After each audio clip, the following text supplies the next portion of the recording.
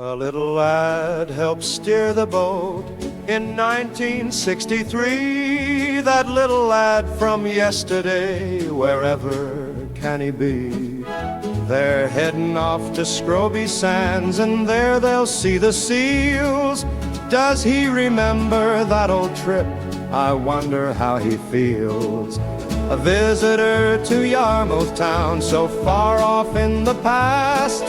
The years have gone so quickly, and we knew they couldn't last. That little lad from yesterday, who didn't feel the cold, today would be much older at 70 years old.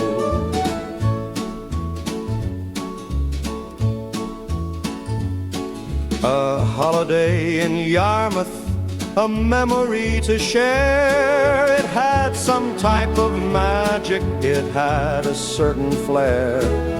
Did he return to Yarmouth town with children of his own? And did he tell them truthfully how the time has flown?